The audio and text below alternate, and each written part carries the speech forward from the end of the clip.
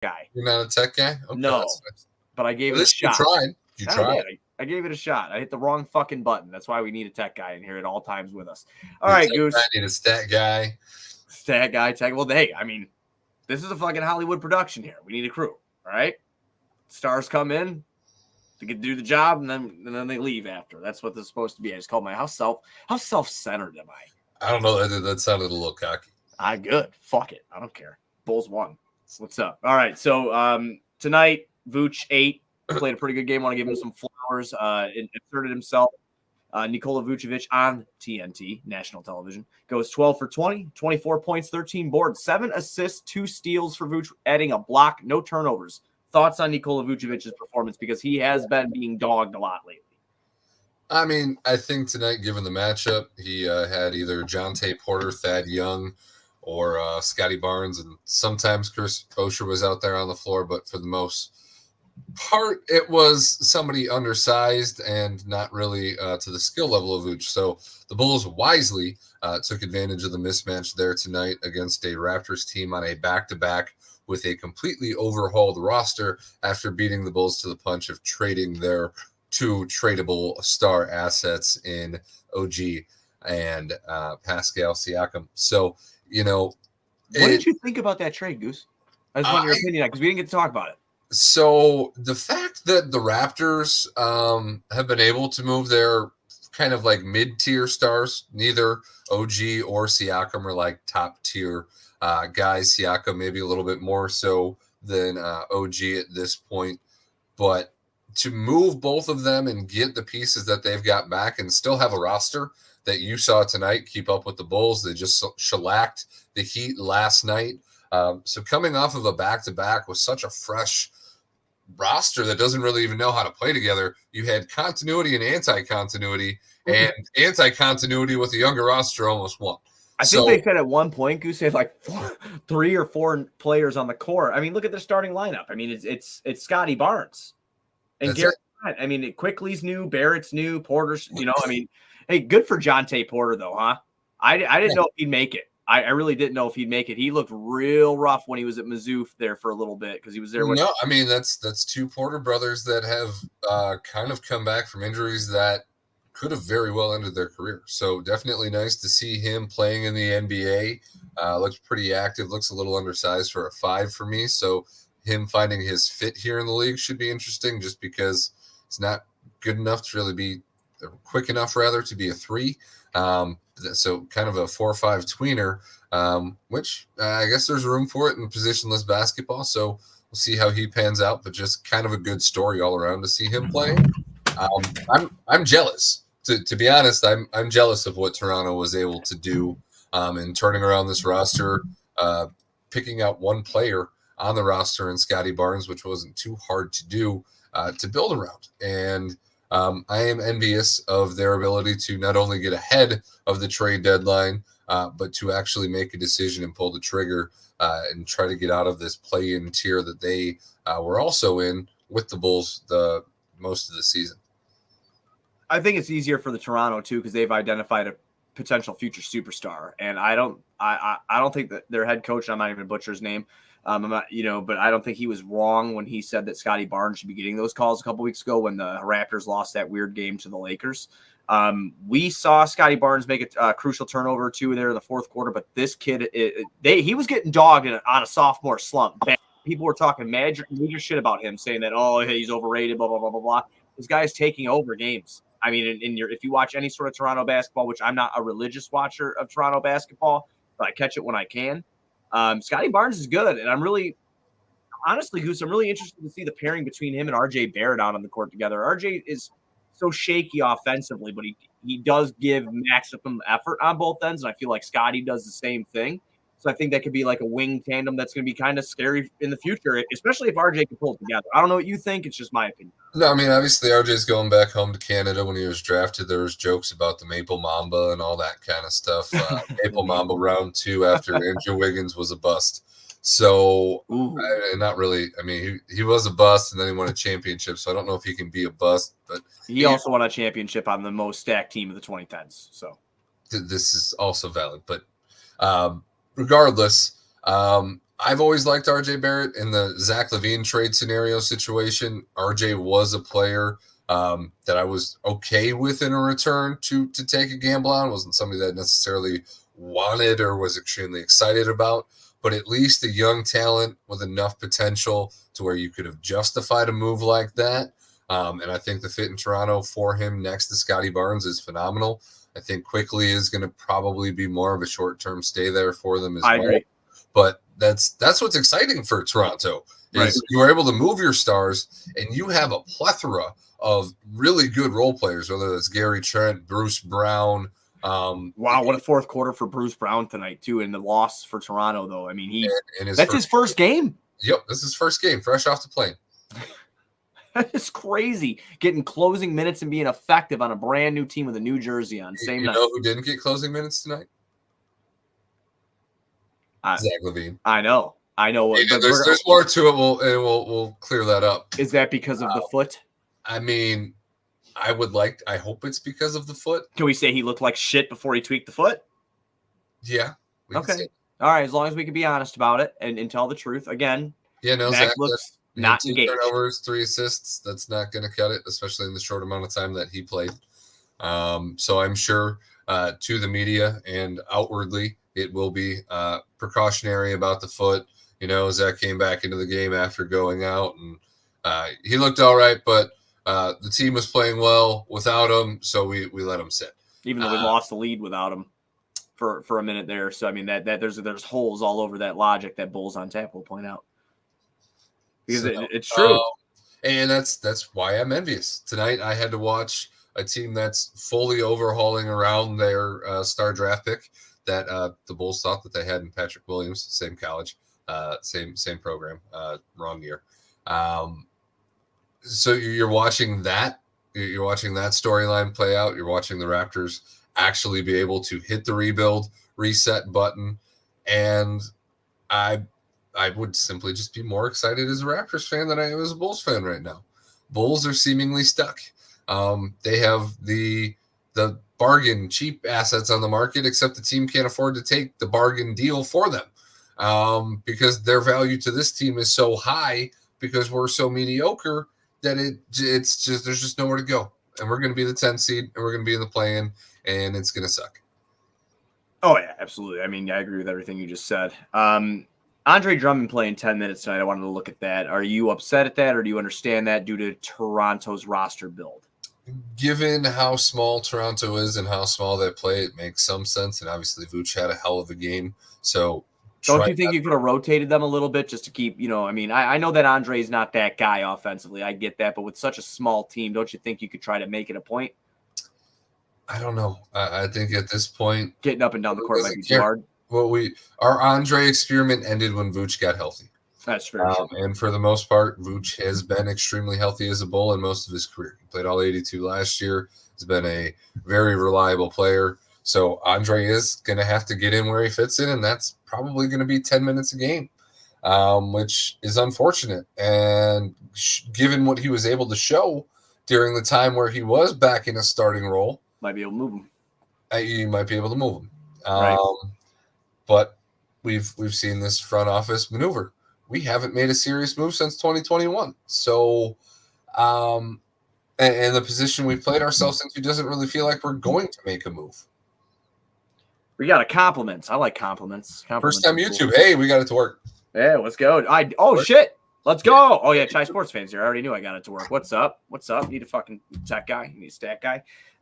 Yeah, no, I feel like that's unfortunate for Andre. I mean, I feel like you could have kind of piggybacked, but I mean, Vooch did have 35 minutes, so what are you really going to do, I guess? Ayo Dosunmu off the bench tonight. Got to give him some flowers, Goose. He comes in, he closes the game out. Hit a pretty big layup in that fourth quarter with a lot of English off the glass. 4 of 9 from the field for him, 0 for 1 from downtown. He had 10 points, 5 boards, 10 points, 5 assists, 2 boards, 1 block. No turnovers for Ayo. So big minutes for him in Zach's absence there. Just the way that Ayo has carved out his legitimate rotation role, even after all the injuries have kind of worked themselves out, and we're playing for the most part at full strength, minus the Zach LaVine foot thing. Ayo has carved out a role ahead of Javon Carter, And that's not something that I think a lot of people would have seen with the guard heavy rotation this year. And in the last stretch of games, especially for me, has really stood out. His confidence, his 3-point shooting from the corners has looked better this year. Just all around, good job on the Bulls by bringing him back and not letting a homegrown talent like that just walk out the door, because that was a legitimate concern all offseason. Kobe White, he's doing it again. He's been doing it again after his little slump.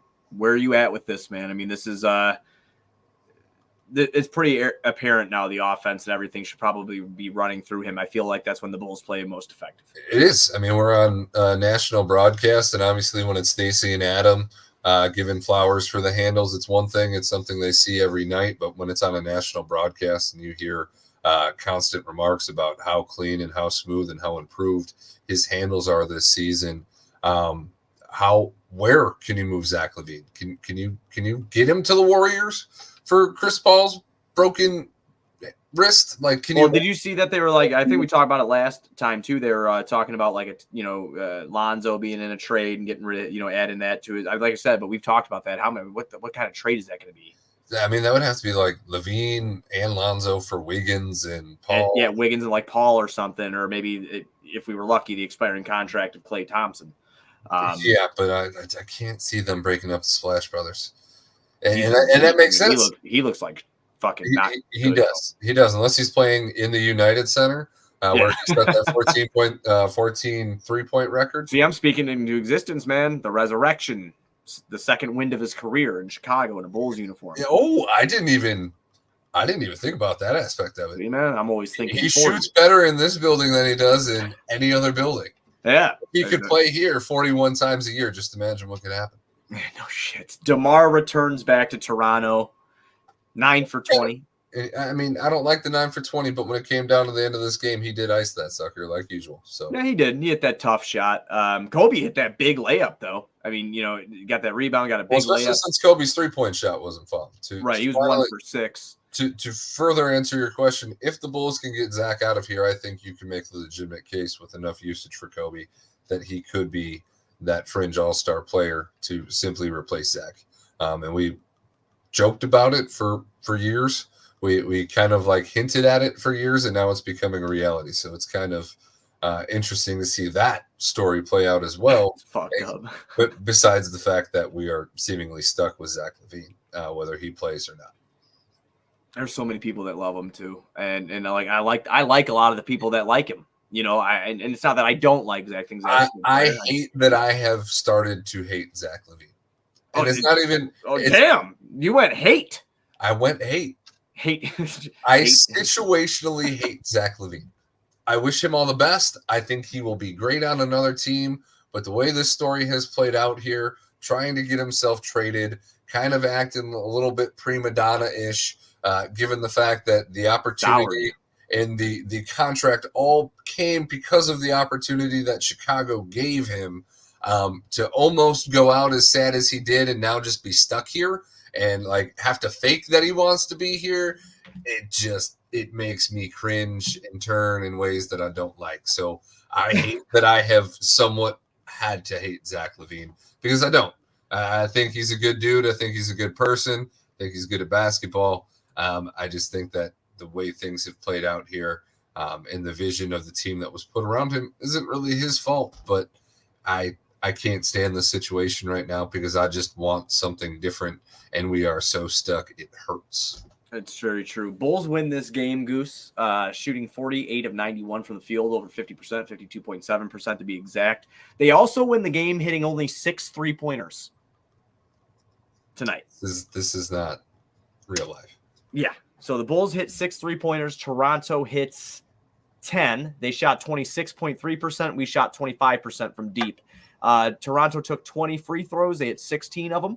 We took 17. We hit 14 of them. The Bulls out-rebounded them 42-38. The assists were pretty much dead even, 31 for Toronto, 30 for the Bulls. 10 turnovers for the Bulls tonight, 14 team turnovers for the Toronto Raptors. So those are some team stats for everybody. The win is a win. They get it against a new-look Toronto Raptors team, and we are on to another team that has lost their superstar yet again. This time for not being in trouble, but this time for shoulder surgery. And we'll be taking on the Memphis Grizzlies. So they are 15-25. They're not very good. I'm actually kind of surprised, to be honest with you, how bad I feel like Jaren Jackson Jr. looks without Ja Morant there. I mean, how bad. So he went from defensive player of the year with good offensive potential. He just looks bad now. I just don't think he looks good. I think that he's missing his Batman. So the Grizzlies should trade him for Zach LaVine. I agree wholeheartedly. Desmond Bane is their leading scorer over in Memphis, 24.4 points per game. She's shooting 47% from the field. So injury report, it got Dalen Terry listed as a game time decision. I'm sure he'll play. He played tonight. How is he listed as a game time decision? That's what it says. Game time decision right under his name here. But, they turned this in today. So, and it says an estimated return date, January 18th. Estimated return date from Torrey Craig is February 22nd. Derrick Rose will be out tomorrow. Oh, and Desmond Bane will be out as well. He's out until February. So the Bulls are going to get another cheap win. Yeah, they're going to get a cheap win. AK are going to be convinced because we've got less than 3 weeks until the trade deadline. That's a little over 3 weeks. February 8th, isn't it? February 8th. Yeah. I mean, I don't know, man. Again, where you're at right now with this team, where Arturas Karnisovas and Mark Eversley are, is in literal hell because they're superstars. Everybody's like, oh, Pascal Siakam, gathered 3 first-round picks and Bruce Brown, then Zach's return is going to be. What the fuck are you all talking about? Zach's been hurt. He's been hurt. He's had knee issues the whole time he's been here. Pascal Siakam actually plays on both ends of the floor, too, if you don't know. So stop looking at the stats and watch the goddamn game. Pascal was the perfect fit for Indy as well. Right. Team that's got high volume 3-point. Him and Miles Turner, that's going to be monstrous. Did you see that quote that he had? It was I guess when asked if he was traded, who do you want to play with? It was not more of a team thing. It was who do you want to play with? Yeah. And Kevin Durant was number 1 and Miles Turner was number 2 on his list. That's what I read today. So I guess they get along real well. And yeah. I mean, that's scary. I mean, coming into the season, you could have been maybe the Bulls and Indy are in the same tier. They're not in the same tier. Oh God. You know what? I will eat some shit though on coming into the beginning of the season because the Bulls are a lot better. I enjoy watching both teams equally, but they're a lot better than Detroit. As I thought they'd be on Detroit's level, but that's what I was hoping for, really. But to be fair, you expected Detroit's roster to take a step forward, and instead they just haven't. Oh yeah, whatever the fuck happened over there. Detroit should probably have gone forward, and the Bulls probably should have gone backwards. That's not real life. And after our initial backward spurt, we decided to let Zach LaVine not play basketball, and then we started winning games. So, right. But I mean, what is Zach showing you? Because Chai Sports Fan threw up here, what should the Bulls do in a couple weeks? I mean, at this point, people are don't sell low and don't sell. I don't know what to do. Obviously, I don't want to sell a 2-time All-Star for nothing. A guy that we know has a ton of offensive talent, but you are clearly seeing Zach LaVine either try to fit into a system or try to look engaged enough to get himself his buckets to remain relevant. Because right now it's uninspiring basketball that he's been playing. He's had a couple good moments. Goose, I'll give you that. Man, they've got to be our savior. They've got to be. They got Andrew Wiggins a championship. If Andrew Wiggins can get a championship with the Warriors, Zach LaVine can get a championship with the Warriors. I don't fucking think the Warriors are going to make the playoffs. If they get Zach LaVine, they will, because he's a winner. That's true. Steve Kerr, Zach LaVine, and Alex Caruso coming your way soon. Yeah, I mean, that's $50 million worth of salary. I think, Wiggins and Paul back. You get that long-term salary. I want a young player. I want a young player back. Yeah, we need Kuminga at least. Or I mean, especially if you're throwing Caruso in there, we need 2 young players. Right. I want Moody or Kuminga. I want both. I mean, or we could just do Caruso for Kuminga straight up and call it a day. I'd do that. Yeah, I'd do that. I would do that. I love Alex Caruso so much, but I would do that. He played a good game tonight, too. All over the place, man. Making shit happen both ends of the floor. Alex Caruso, man. He gets flowers. But, yeah, I mean, beating Toronto, coming off a big trade deadline. I mean, I'm happy the team won. I'm happy that we saw Kobe, have some closeout moments there. I didn't like seeing Pat get, nowhere near Scotty Barnes level, but he did have some moments. He had a really sick dunk under the rim where he held on. Yeah, he almost ended Jonte's career again. That's good. That's good. The guy who's a fringe NBA player, Pat Williams, almost ended his career. Yeah. Oh, fuck it, dude. Who cares? All right. Again, so the Bulls next play on Saturday, which is the 20th. They play at 7 p.m. The UFC's on Saturday. Buzz doesn't drink Monday through Friday, but damn it, he drinks on Saturday and Sunday. So if we're here, we're here. I might be under the influence, but it's under 50. It's under 50%. You know me on Saturdays. That's fine. I'm gonna have to probably miss a couple of shows here with work here in the coming weeks too. So I can't blame you for your weekend shenanigans when I got to go sell weed and not talk about the Bulls for maybe. I think it's Wednesday the 31st that's in question.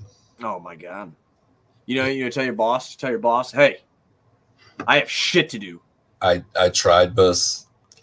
They want to union bust my balls for kind of costing them millions of dollars and making their company go union. So they're not too happy with me. So I'm getting a little bit of a weird treatment. You ever think about taking a dump on her car? No, she's only been there for 2 weeks, and somebody else literally just got fired the other day. So we're gonna play nice, and we're gonna go to work. That's good. That's good. I don't like playing nice. I yelled at people today from work. Yeah, but you're like boss man. Yeah, but I don't give a fuck. I'm not professional. But you're allowed to yell at people. Yeah, I am allowed to yell at people. I am the worker bee who sells the cannabis. He kicked the fucking thing. We almost made it a whole show without him kicking the camera. And now I'm on 2 screens. And I have to get his closing words. It's how I close out every episode. Anybody have anything to say in the comments section? Go ahead and throw it up. We had some cool comments on there. Mike Dunleavy needs to give the Bulls his gift. He's back. Oh, yeah. I agree with this comment here from Hank. Last 3 years, Bull fans have been stuck in Groundhog Day. He's not wrong. You kicked the fucking thing, huh? And like I said, at this point, it's not even kicking it. I don't even know why it goes out. It just decides. It's probably had enough of hearing us talk about the Bulls.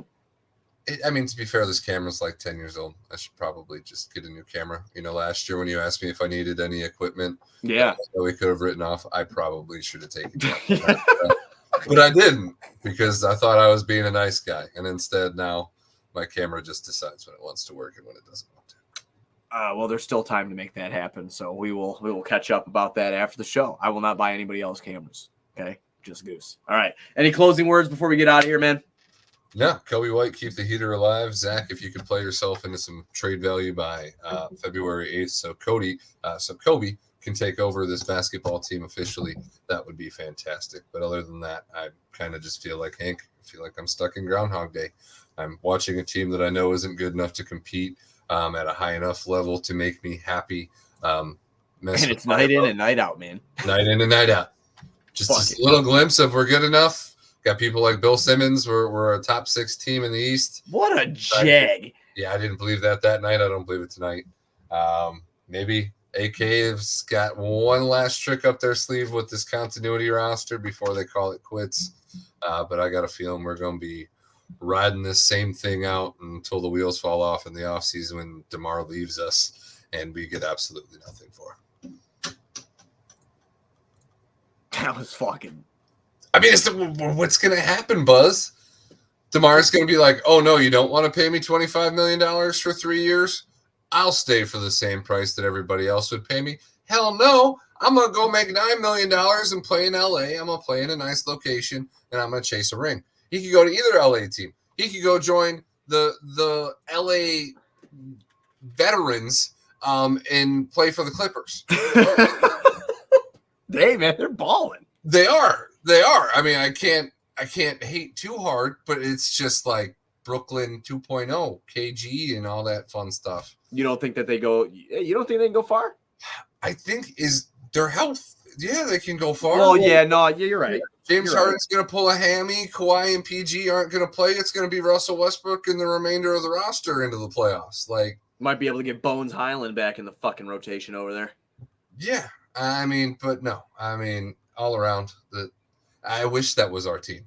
At least that I could be excited about. That's like I never heard you so down on the Bulls. five Man. past their prime all-stars on one roster.